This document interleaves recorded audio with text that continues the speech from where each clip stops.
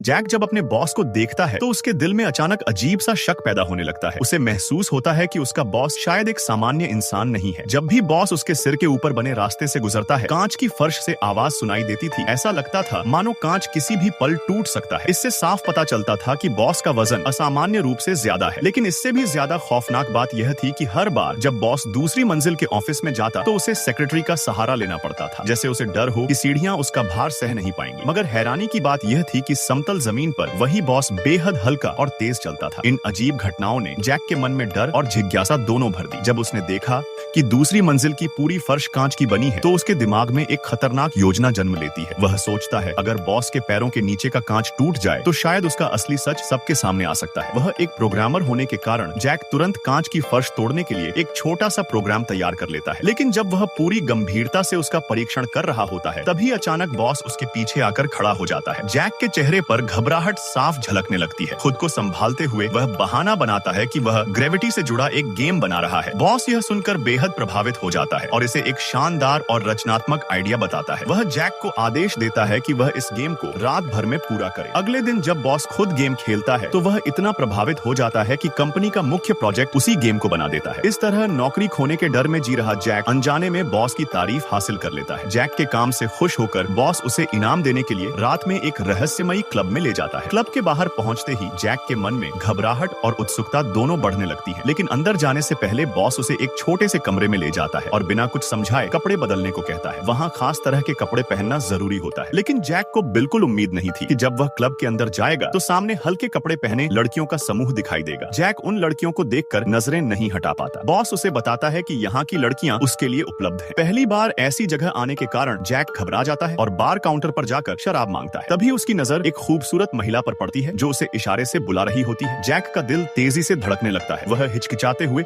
उसके पास पहुंचता है। लेकिन जैसे ही वह उससे बात करना शुरू करता है बॉस अचानक वहां आकर उसके बिल्कुल पास बैठ जाता है और बेहद अजीब तरीके से व्यवहार करने लगता है। यह देखकर जैक असहज महसूस करता है और बहाना बनाकर वहां से वॉशरूम चला जाता है। जब वह वापस लौटता है तो महिला गायब हो चुकी होती है और वहां सिर्फ बॉस बैठा होता है। जैक कुछ समझ पाता उससे पहले ही बॉस उसे आदेश देता है कि उसे उसके साथ एक जरूरी काम पर चलना होगा। बॉस के आदेश को वह मना नहीं कर पाता और मजबूरी में उसके साथ कार में बैठ जाता है। तभी अचानक दो व्यक्ति सफेद कपड़े में लिपटा सामान अंदर रख देते हैं। यह देखकर जैक का दिल जोर जोर से धड़कने लगता है। वह डरते हुए पूछता है कि क्या वे किसी का अपहरण कर रहे हैं, लेकिन बॉस पूरी तरह चुप रहता है। कुछ देर बाद रास्ते में ट्रैफिक पुलिस की जांच दिखाई देती है। जैक के माथे पर पसीना आ जाता है। उसे डर था कि अगर पुलिस ने पीछे बंधे व्यक्ति को देख लिया तो सब खत्म हो जाएगा, लेकिन किस्मत से पुलिस उनकी गाड़ी को बिना जांचे ही जाने देती है। थोड़ी देर बाद बॉस गाड़ी को पेट्रोल पंप पर रोकता है और भुगतान करने अंदर चला जाता है। मौका देखकर जैक पीछे